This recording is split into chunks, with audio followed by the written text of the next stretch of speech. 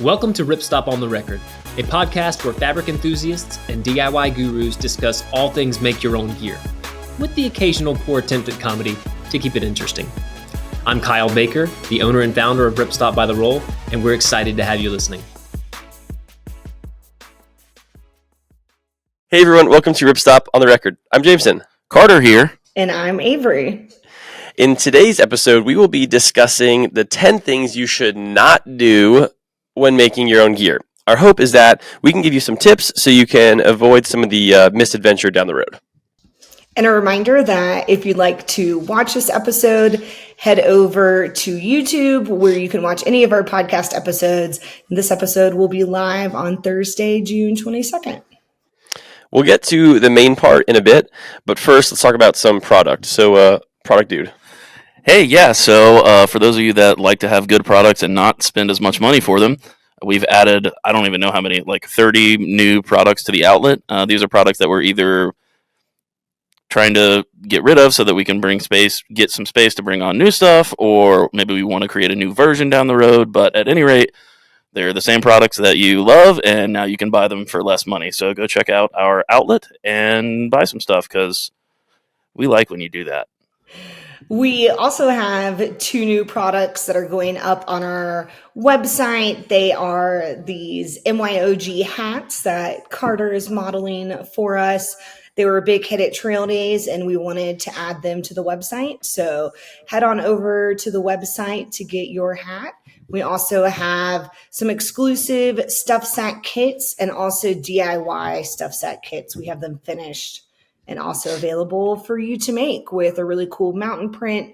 There's very few of those, so once they're gone, they're gone. Also, I made the prices for these, and they're really low. I don't think that you're going to find a professionally made Dynina. Wow. Dynina, the Penta. Anyways, DCF roll top dry bag for the price that we're going to offer it.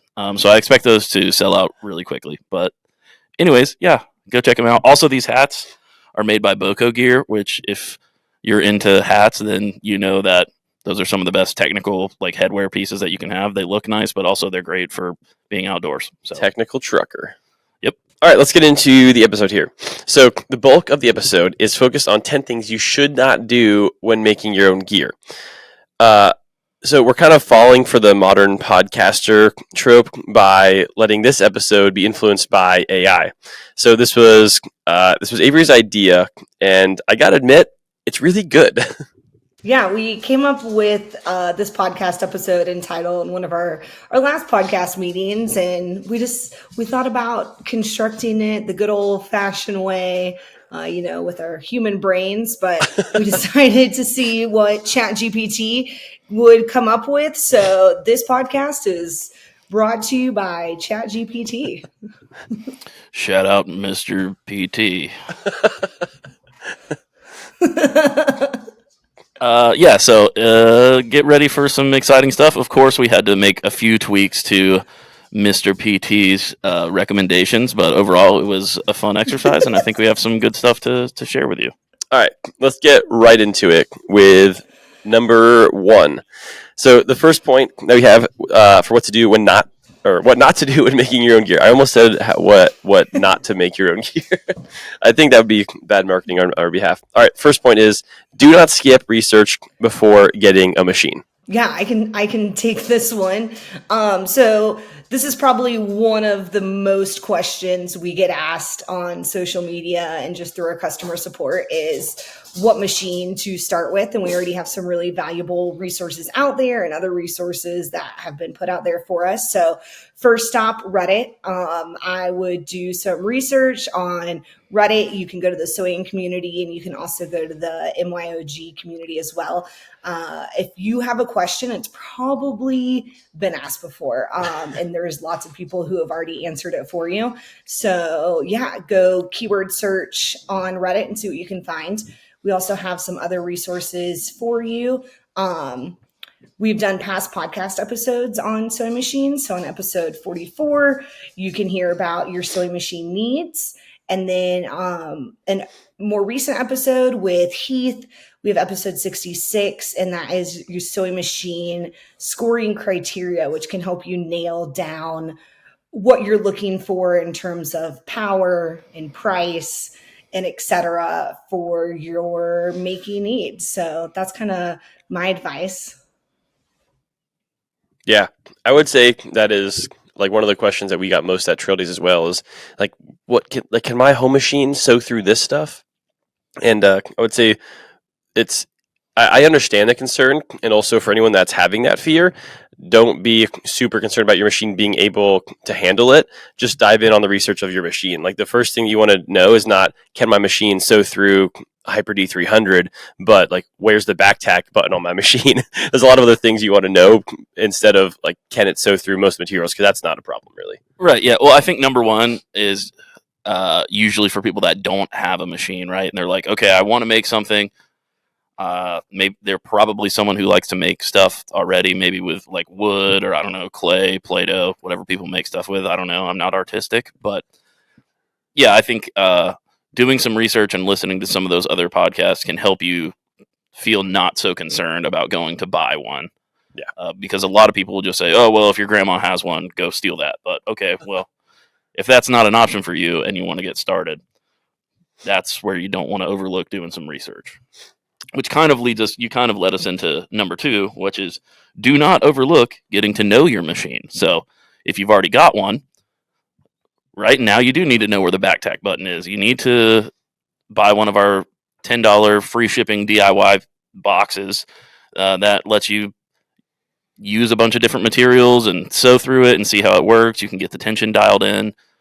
Most machines have resources online for you to check out, like, okay, this is how you thread this. This is how you don't thread this, Jameson. I was going to say, funny story about getting to know your machine. I've been threading our industrial machine wrong for the last like 3 months. Not forever, because I only had that problem on the last project that I did. But somehow, in what was 3 months ago, March, I forgot how our machine worked. And it kind of ruined a whole backpack project I was working on. It happens. So I think that's another thing that these 10 tenets are something that are applicable to everyone, right? Jameson's made a lot of stuff, more than me at this point, and he still needs a refresher sometimes with his machine relationship. Oops. All right, so that's number 2. Number 3, do not overlook fabric application. Yeah, I think this is something that we talk about quite frequently, but if you're someone who is already doing research on your sewing machine, you're getting to know it, and you want to make a project, and you're not buying one of our kits, because if you buy our kits, we've already picked the fabric for you that will work for that project, right? But if you want to get creative, which is one of the best parts of making your own gear, then you want to know which fabric is best for a backpack, right? And our website does that for you a little bit, where we divide things up by pack fabrics or ultralight fabrics or quilt fabrics or whatever. But it's also good for you to go outside of that and read some of our ebooks about the different laminates and composites that we have, or watch YouTube videos. Same thing. I think a lot of DIY, although it's a free spirit type of thing, it will make your life a lot easier if you just kind of sink into it for a little bit and go on the internet and see what happens. But, be safe on the internet too. Also add that our product pages are a really good place to read. I'm not sure if people like to look at the pictures of the fabric and skip over the details, but our team spends a lot of time writing in everything you need to know about the fabric construction, and also we'll list uses for the fabric. So that's a really good place to start. If you're like, is this fabric good for X? Read the product description. We'll probably have suggestions on there. And then this might be a poor recommendation since it was one of our earliest podcast episodes, but episode 4, we talk about fabric application details. I can't promise that it's not perfectly produced, but it was a great episode, and there's lots of information if you want to listen to that and brush up on some of your fabric details. Also, I think is that one that might have some colorful language in it? Definitely. Yeah, so just be advised, I'm probably cussing on that. Nothing too wild, but more of a casual conversation than we have today. But I do think that it's probably still full to the brim with useful information for fabric application. I want to add one other aspect to our third point here about not overlooking fabric application. There's a difference between overlooking application entirely. I'm going to make myself look quite dumb here again. Like when you may or may not make a tarp with like 1.6 Hyper D and 2.2 Hex 70 DWR, sun tarp. I mean, but there's a difference between like not knowing how the fabric applies at all, and then choosing the best one between like two comparable pack fabrics. If we give you a recommendation, or you're between like Ultra 200 or Ultra 100 and 50 DCF or something, you're not going to go too wrong with either one of those. But if you're looking at 2.2 Hex 70 DWR and Ultra 200, then that's when you really need to be concerned about fabric application. Correct. Yes, so you don't want to make an entire quilt out of a waterproof material, which does happen. Like I think that's a good point. Yeah, but don't let the analysis steer you too far away from just realizing that we're going to make good fabrics, and as long as you have a decent basis, you are going to be okay. All right, so number 4, do not start without ensuring you have all your materials and components. There's got to be a story behind this one. I think this has certainly happened to me, right? Especially whenever I first started here, however long ago that was, 500 years ago, and we didn't have other role. We've spent the past 500 years building our product lines, but we're still not there. Like, it's still not completely full.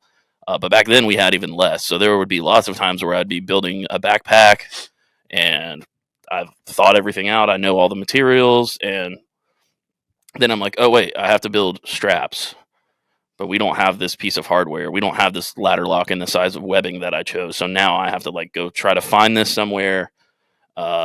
And that can be really deflating, especially if you only have so much time in your week. If you have a family or, obviously a job and all that stuff, like you're probably setting aside time, to make your backpack, and then you realize that you can't move forward with it. That can be deflating. That can take away some of the spirit, and you might not come back to it, because I've done that a lot too. So yes, I think it's important as much as you can to, as you're doing all the research about which fabric to choose, make sure that you know which components to use and try to get them all. Hopefully at this point we have mostly everything that you need. So if you're on our site, that's a really great place to start. But yeah, maybe you want to, there's a specific neon pink buckle that you want to use, and that's not something that we have, then make sure you get that first. And then once you have everything, you can start. I would also add, for me, in terms of missing materials or components, mine tend to be not having the right buckle size for the right webbing. So maybe I have a 3/4 inch buckle and 1 inch webbing or grosgrain, and then also the correct size zipper slider for your zipper has happened to me many times, where I sew the zipper and I go to put the zipper slider on it, and it's a number 3 zipper and a number 5 slider. And I'm messaging Carter going, why is it not working? And we already know how difficult putting the slider on a zipper can be. So make sure you have the correct size slider for the correct size zipper. It will save you a lot of headache. For me, so number 4 and 5 blend together a little bit. The next one we're going to do, and you'll see in a second. But for me, a lot of this has to do with, when I think of ensuring you have all your materials and components, it's having all of them. You could think of it a couple different ways. You can think about having, physically having them on your sewing table with you, but I think of them as having them written down and having the whole plan written out. So when I'm designing something and I'm sketching it on a piece of paper, I'm going through and asking myself questions like, how does this connect? What webbing does this connect with, or what grosgrain, what size is that? Going through every step of the process. And as long as I have on the piece of paper written out, okay, this is every single piece that I'll need, because the problem that I've run into when I'm making stuff and I realize I didn't have the correct connection point, then I normally have to make some exception or make some adjustment to the original design, because I didn't account for, I really thought I could put this buckle here, but I don't actually have this this webbing here or this space to put that webbing, and then need to change everything. So get really detailed in your write-up ahead of time, and making sure it's all at least written out. And if it's even better if you can have it in person, but shipping time and stuff, which does lead into number 5. Just do not skip prototyping.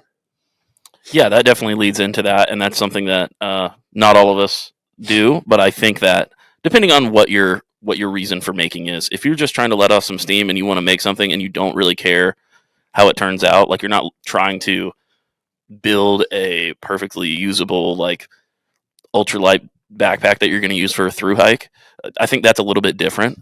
It could still be helpful to prototype, but I think it's more important whenever you've put a lot of money into something or a lot of time into planning. Don't jump right in with all of those expensive materials that you've worked for and spent time on and planned out. Just don't do that. Like sometimes it's going to work out, but like the best designers in the world don't just jump in with their most expensive materials and just try to make the perfect product, right? So get some inexpensive material or free material if you can find it. Use Tyvek. Use a material that might be similar to whatever your finished product will be. And it doesn't mean you have to make the entire thing, right? Like you don't have to sew the zipper on 4 times and like put all the sliders on if you're making something that's going to use a zipper. But I think a lot of times you'll find out like, oh, kind of like what Jameson was saying is he gets to a spot in his project and realizes, oh, that buckle won't go here. Well, if you build a prototype, at least a basic one, then you'll see that you don't have space and you can make that change before you've already been sewing on your final material or with your final components. So I think prototyping is awesome. It normally ends up in you saving you time overall, even though it doesn't seem like it. So yeah, as you can tell, I'm passionate about that because at first I didn't do that either, and I would just make, and then you're like, oh, I really wish, I spent 26 hours building this DCF backpack. I really wish I would have made the side pockets bigger, and it doesn't fit the water bottle the way that I thought it would. Been there. Instead of that, just make a quick mock-up of it. So yeah, prototype, or what is it? Don't forget to prototype. Avery, what type of prototyping do you do? Like, are you a pen and paper sketch out spreadsheet person? Like, how do you plan your projects? Well, I went to art school, so I'm not a math person. So I tend to, I really force myself to kind of like draw a small scale design in like a little maker notebook I have, and then just write out measurements because I'm also like slightly dyslexic and I will forget. So just writing down the measurements and then adding in seam allowance and things I need really helps. That way my squirrel brain doesn't forget and I can go back in my maker book and look. And I also have it if I want to remake something. So then I'm not like, oh, I really want to remake this type of bag again, but I can't remember the measurements I used. I can go back to my little maker notebook and kind of have my own notes, kind of like if you had a recipe book, and then I write like maybe what I would have done differently. But that way I have all my original measurements in there. So when I am done, I can tweak it or make those notes or go back. But it helps me keep myself accountable because my brain is all over the place, especially when it comes to numbers and seam allowance. Okay, that is a great point. Another good thing for prototyping is when you take pen to paper on some of these things and you start to envision like, oh, my pack's going to be 10 inches wide and 18 inches tall or whatever it is, you'll start to notice some of the discrepancies in there. As like, so seam allowance is a great one that when I was not prototyping correctly, I messed up the seam allowance every time. Like if you just think in your head, like, oh, I'm going to make this thing to be this dimension or whatever that dimension is, you don't think about the 1/2 inch or 1/4 inch, or if you need to do like a fancy seam or whatever, how much you're going to tape over. So like another thing that I think about now a lot is when I'm planning on binding something and I'm going to be inserting like a frame sheet or a plastic sheet or something, that becomes really important. Like you can't just come up with the allowance that you're going to need, because that the seam allowance and then how you're like what you're going to bind and then how you're going to fit whatever the structural material is, if that's what you're doing, it's incredibly important that you get those measurements right, and prototyping correctly will help alleviate so much pain of that, like with that later on. For sure. Oh, one final thing I would say is this isn't going to be for everybody, but 3D modeling, if you have the skill or the time or the resources to be able to do that, is normally the way that I prototype things.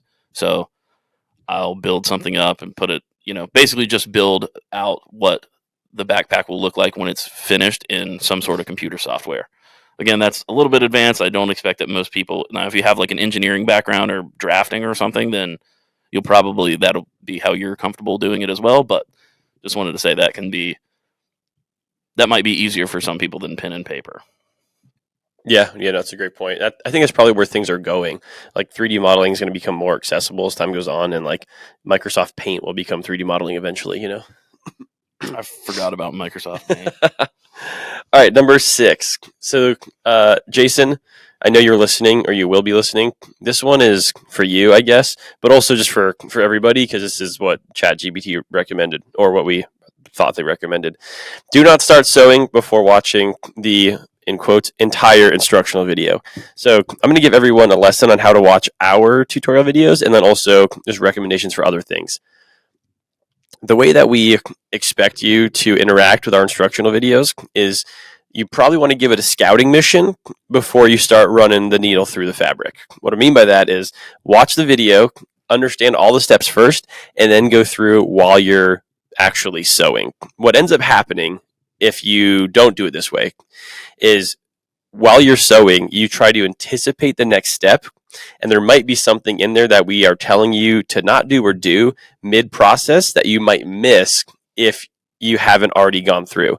So if you know for a fact that on the DZP, you're going to have to add the zipper pulls, and you try to do it ahead of time, there might be something that we told you, like, don't forget to add the slider here, and all of a sudden you add a zipper, slider, the pulls, and you forgot that step. So give it a scouting mission, watch it through first, watch the entire instructional video before you start ripping stuff apart. Yeah, I also think it can be difficult outside of the fact that maybe someone might try to anticipate what's going to happen and then make a mistake. The other issue is that it's just difficult to absorb that information while you're doing something that requires all of your focus, right? When I'm sewing, I'm good at sewing, okay? Pretty good at it, I'd say. There's no shot that I'm going to be trying to sew on a zipper and then looking over at my phone and trying to watch what's happening. You're not going to be able to, either you're going to create a ton of stress for yourself, or you're going to miss one or the other. You're either going to not sew a great stitch, or you're not going to hear what Isaac is saying in the video or seeing the graphic that's up on the screen. And of course, this is kind of a joke to Jason because this has happened to him. We do love you, Jason, and you're a good sewer. It happened to Jason because it probably happens to a lot of people. I don't think he's that special. Like, definitely not. That's a real thing, and it's because you're excited and you're creative and you want to get going and you're confident, and those are all great things. But we spend time on these videos so that you can be even more confident, so that you can watch it through, you can pause it, you can put it in slow motion and watch Isaac sew like that. Do that first and then start sewing. And then if you get stumped or you have questions, reach out to us. Don't just go for it unless you want to. Do you think people watch our videos on different speeds? Do you think people out there that are like watching the tutorial videos at 2.2 speed or something? Probably, yeah. People that value their time. That's the way my wife listens to all of her ebooks and podcasts at like over 2 speed. In the ground there lived a hobbit and his name was Bilbo. It's overwhelming. I can't imagine doing a tutorial video at like multiple speeds. It'd be crazy. That is kind of wild. Yeah. All right, number 7. Do not neglect using the right thread and needle or tension for your project. The TNT. That's right. We say it every video.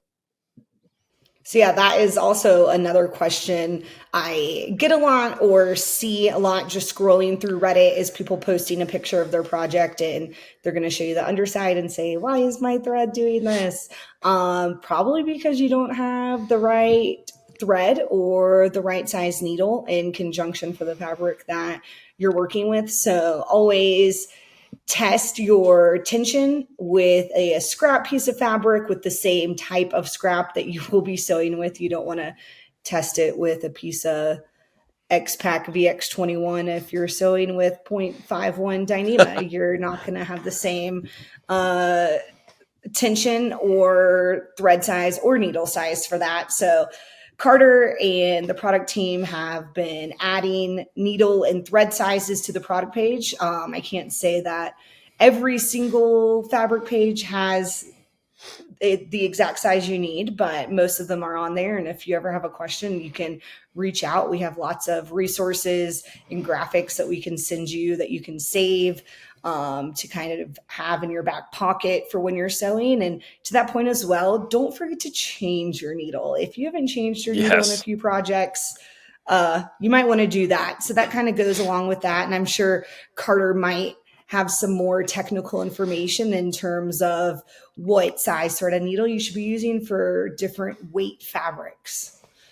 Sure. One thing that I definitely think TNT is important. I think having your machine threaded properly and like your bobbins full and a fresh needle is the most important. Oftentimes I find that just like with the fabric application stuff, people can get like, this is like probably our number one customer service question. And to me, it's just not something that I ever think about or am worried about, because as long as you have needle and thread and they go together and you're able to thread it through and there's nothing weird happening, your project's going to be fine. It's going to be strong enough. There might be more ideal needles if you're sewing needle and thread combos, if you're sewing like denim. Like, and I understand the fears, like, oh, if I make a hammock and it's not out of strong thread, it's going to explode. It'll be fine. Like it really will. Of course, most people that are making their own stuff are analytical and they are critical thinkers, and so am I, and that's awesome. But also, if your machine has a needle and thread in it, or you buy needle and thread combo, just sew with it first, and it'll probably be fine. You can dial in the tension for whatever you have. Now, like Avery said, we do have recommendations, but for the most part, like a size 12 needle and Mara 70, you could do basically everything. Like, so yeah, don't let that keep you up at night if that's the only needle and thread you have and you want to make a pack. Like, your pack's not going to fall apart if you're using proper techniques. I was just going to say, I want to say too that a quick rule of thumb without giving you numbers that you're not going to remember anyways is the thinner the fabric, the smaller the needle, the smaller the thread, the thicker the fabric. AKA if you're sewing denim, you want a thicker needle and thicker thread. But yeah, that's just the quick rule of thumb and a reminder for when you're sewing with different weights of fabrics. What Carter has actually taught me is make sure your thread and needle correspond to some extent. So whatever size needle and thread you are using, it's probably going to be fine, but make sure you're not using a microscopic needle with a huge thread. Right. And you can also Google that. Like, yeah. Again, you can totally ask us. We're always going to be here to help you. But if you found some thread in your cabinet and it says polyester or like outdoor thread, or you found something like that, you can look up the recommended needle size just by typing it in. So, of course, always ask us, but if you accidentally use the wrong one, as long as it's not an insane difference, your project will be fine. Number 8, do not neglect working your way up the project ladder. Carter, what does that mean? So this by no means is like saying that you shouldn't go for something if you have big aspirations and you just want to make a backpack and that's really what you want to do, that can help you learn a lot. So I'm not trying to discourage people from doing what they want to do, but I do often find, again, like there are these personality traits that come with people that are like DIYers or MYOGers, and we dream big usually. So a lot of times someone's like, man, a backpack would be cool, but I've never sewn before. I'm going to make that. I personally don't recommend that. I think that, you can end up making some really cool gear by just buying a few of our DIY kits or making your own small zipper pouch first. It helps you kind of do number 1 and number 2 and number 3 that we talked about, where you can get to know your machine a little better. You can figure out the needle and tension. Like, prototyping is one thing, but I think like just starting with small, easy projects, watching the video all the way through, Jason, and that type of stuff will ultimately allow you to make a better, like, big thing that you want to make. Again, not trying to squander anybody's hopes and dreams, but I really think that starting with like our DIY stuff set kit, like we designed that kit so that you can kind of oil up the machine a little bit, you feel me? And I'm not talking the sewing machine, I'm talking the human machine. Sometimes you need a little lubrication to get it going, and I think that can be really helpful. So that you don't want to end up spending 68 hours designing this backpack and you've never sewn before, and now you don't have something that you're proud of. You might, but it's so easy to make a ZPP or make a hammock or something, and it'll be useful for you or a gift for someone else. So yeah, there are steps to things. Not everyone will follow those, and that's okay, but I do recommend it. I think that it'll make your journey better. I'm going to take the opposite route. Not really. I mean, it's not really the opposite at all, but it's a different way of getting there, I guess, where like my first project that I wanted to make was a running pack for my 50K. And like that was truly the inspiration, and that was the number one thing I wanted to make. And I guess I would encourage people. I would not discourage anyone if they were just like, no, I want to start with a DZP. Like you should. What I'm saying is follow the inspiration that you have to make stuff. The inspiration you have to make gear, I think, will carry you through. So if you want to make something big when you don't have the skills to do that, I would say try out a low investment form of doing that and then slowly build up to it. Because I think what a lot of people will do is they will get discouraged from trying to make the thing they really want to make, and then get bothered when they're just making wallets, and they're like, well, I don't want 17 wallets. I want to get there. And that's what I'm saying, Carter, we're not really in opposite directions, where I'm saying, if you want to make a tent, then like try a tent with Tyvek or something really low budget and see how hard it is, and then start to fill in the process, which is why we're not really in a different direction. But don't let that hinder you. Like if you want to make a backpack, don't be like, well, I'm new, I probably can't make it. Go make a bad one. Like the first one I ever made is hanging in my cube, and it is atrocious. But like the second one I made is also in my cube, and that is one that I actually did run my Ultra in. It's not great. I would not run with it now, but it did last. It lasted a couple trips that I took it on. Like you'll get better much quicker. So let whatever you have inspiring you, follow that thing, explore that, but know that you will have to fill in some gaps. For sure. No, I don't think we're in opposite ways at all. I think it's two different ways of approaching the same topic, which is work your way up the ladder. If you want, all you want is a backpack, like I said before, like that doesn't mean you have to start with a stuff sack kit. But if you're inspired, it depends on what the reason you're making things is for. Yeah. By, regarding, since, prepositional phrase. But yeah, for instance, I'm the opposite. I started with a stuff sack and I made it, and I was like, I'm so proud of this. This is awesome. I made something. I was creative. I knew I wanted to make other things, but I didn't have like a specific idea. Like, oh, I want this backpack for my mountaineering trip. It was like, I want to make stuff. It's going to save me money. It's a cool skill to have. And so I kind of followed the more traditional ladder. But either way, try to start small, do your research, that type of deal. The other day I sent you the picture of one of my very first roll top, not dry bags. Remember that? Yeah, it was a roll top wet bag. I used 1-inch tubular webbing from REI on that thing, and like Hobby Lobby ripstop. Were you going to say something, Avery? Yeah, I was just going to chime in one thing about this project ladder. As someone that gets overwhelmed very easily, even if you are working your way up the project ladder and you get to a larger project that has multiple steps, try to envision that very large project as maybe 10 small projects. So if you are making a backpack, it's going to give you 100 different steps. Don't get overwhelmed by the big idea of the finished project of the pack, but think of that pack as 10 smaller projects. So that might be just making the straps, or just making the hip belts, or just making the panels. If you kind of break it up for yourself, at least for me, it kind of helps get through the mountain that's in your mind that you feel like you're never going to make it to the top. But and it's probably similar for anyone who outdoor recreates. If you're doing a 100-mile race, you're probably not thinking of all 100 miles at the same time. You're probably thinking 2.5 miles at a time, or however it is. So just if you're working with a larger scale project, try to break that down for yourself into smaller mini projects, so you're not getting as overwhelmed with the project as a whole.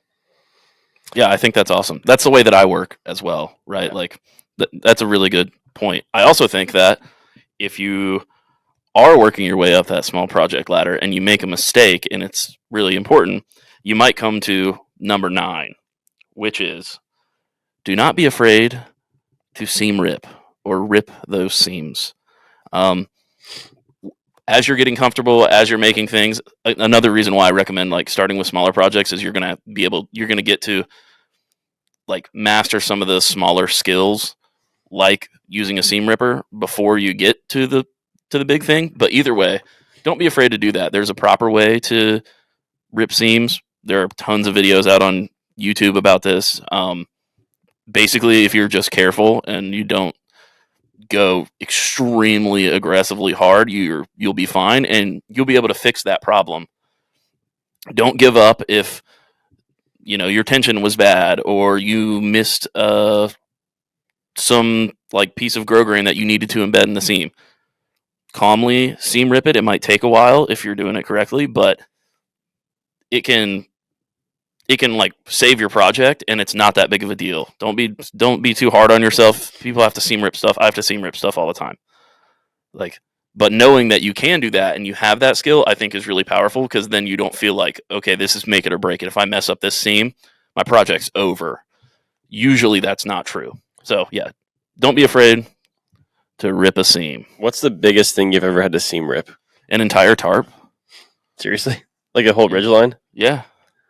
What happened? I was using a binding attachment, and something happened with the grosgrain that I was using to bind it, and it missed the grosgrain all the way down. And so I seam ripped the entire thing, and then I just trimmed off like right where I sewed it, because I didn't want any stitch lines there, because I was trying to make a tarp with like a standing ridge seam so that you don't have to seam seal it. So by having those needle holes there, I just ruined it. Yeah. But I seam ripped it, and then I just cut a thin strip off, and I sewed it again, and totally fine. It's totally fine. Yeah. Yeah. If I would have gotten mad and been like, "This is terrible," then I would have all the time I spent designing the tarp and buying the fabric, getting my machine set up would have been, I would have learned something from it, but by just being like, hey, I can definitely fix this. Like, if I'm smart enough or maybe dumb enough to build this tarp, then I'm smart enough to like fix this small problem. Yeah. I was going to say too, for me, ripping seams is similar to how I feel when I'm hiking, when I'm tired. It's typically at the end of the day, I start kicking a bunch of rocks and tripping, and then the curse words start flowing.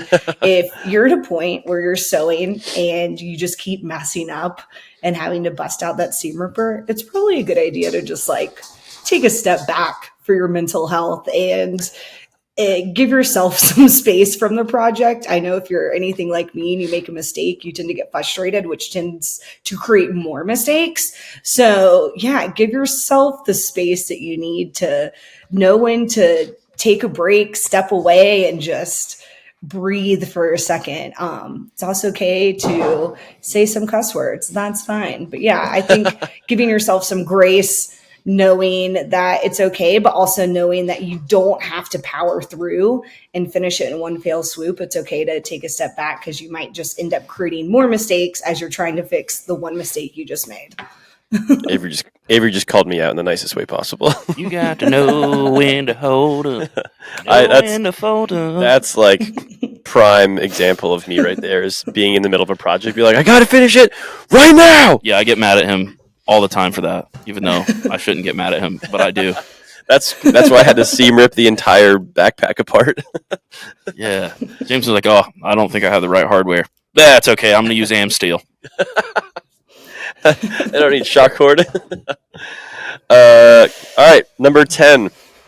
Do not. This is the opposite of number 9 almost. Well, no. It's the opposite of whatever. Number 10 is do not be afraid to send it.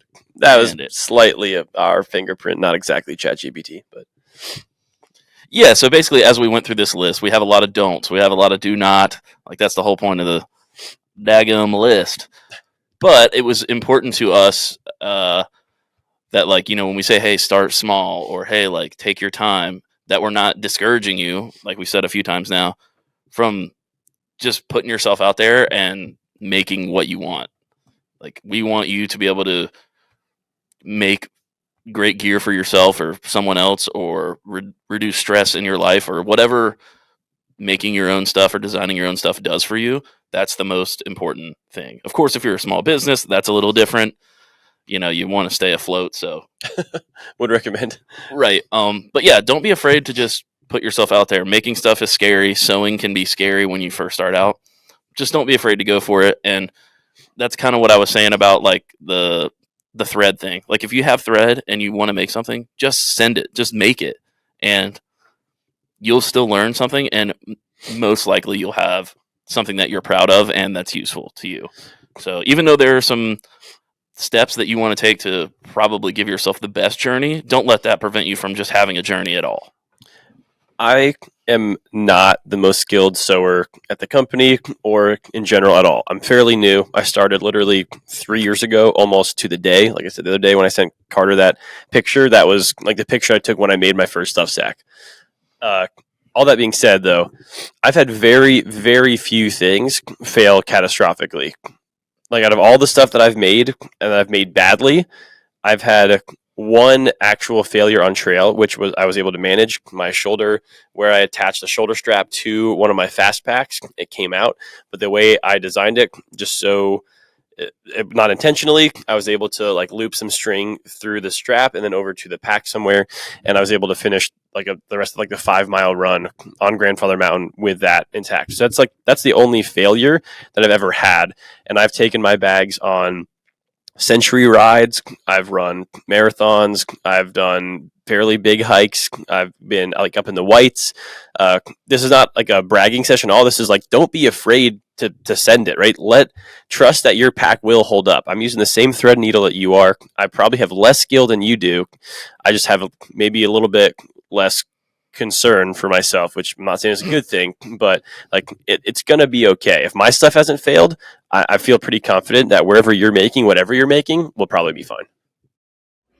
I also want to add to not being afraid to send it. Don't be afraid to be curious and to ask questions. I know a lot of things we said, do your research, go on Google, go on Reddit. But a part of that too is asking other people who have done the same thing. If you see someone's already made a quilt and you don't understand step 9 of your quilt instructions, don't be afraid to reach out to that person and send them a message. More than likely, if someone has posted a project on social media or Reddit, they're going to be happy to answer your questions and also probably pretty flattered. So don't be afraid to reach out to someone that you admire, you think did a really great job on your backpack, and say, hey, I have a really hard time with straps and getting through all the layers or whatever, and ask them their thoughts. People in the MYOG community are so helpful and so nice. It's one of the reasons I love what I do personally, but the community is so connected and really just wants to help. I don't think I've come across anyone that is like safeguarding anything or is rude or doesn't want to help you. Everyone is super kind and friendly. So don't be afraid to be curious and to ask that person a question, because you never know how that could help improve your next project. For sure, dog. Yeah. Get out there and rip some seams and zip some things and Dude, sew some strings, and you're not nesting, you're not besting, dude. yeah, That's what they say. yes. This is turning into a Dr. Let's put a bow on Seuss this. Chat GPT Hopefully- episode. Hopefully, all these advices have helped you, and maybe you feel a little bit more confident, or now you have a plan in place for how you're going to make your next thing. If not, hopefully you laughed at something that Jameson said. Yeah, I'm the funny guy here for sure. And yeah, we really appreciate you listening. And if you have any questions, again, you don't have to go to Reddit. You can come to us. Both is probably the best thing. But yeah, most important rule of all these is don't be afraid to send it. I've got one other question. First, when Avery's talking about like when Avery's talking about people that have made stuff that you can ask questions to, I had some people come to mind, which led to my question of who would you recommend people follow of just like general makers that make a ton of stuff that like sharing stuff with the community. Oh, there's a lot of them. Ultralight Enchilada on Reddit, pretty sick. Learn MYOG, obviously. Tim. Mr. Tim. I don't know who else. I follow so many people. The first person I thought of was like George Washington Carver for some reason. I follow him. He makes like really good stuff. Avery? I was going to throw her out, Francesca, made by Francesca. She's one of our maker sponsors, and she highlights all of her stories, but recently has been posting patterns she really likes, why she likes them, giving really detailed write-ups of pros and cons. She's also super helpful just if you have a question of something she's made that you need an answer on. Very helpful in that sense. And also too, Learn MYOG. Tim is such a fabulous resource. He's made himself so available to people that if you're curious or have a question, you can just shoot him an Instagram message. And he's happy to help you. But yeah, those are my two go-tos for when I have a question and I need help with something. That and Carter.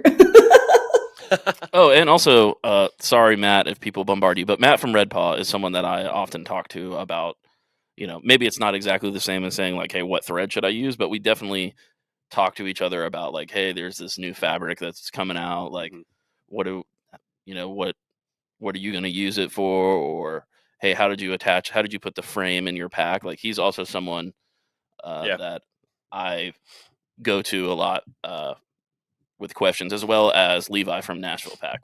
Both of them, I think, are people that have always been willing to help and answer questions. But please don't send them like 9,000 emails. You can ask us first. All right, let's wrap this thing up. Those are the 10 things that you should not do when making your own gear. Let us know what you think. Tell us if there's anything we missed. And make good gear, drink good beer. That's about it. Isaac signing off. Bye, everybody.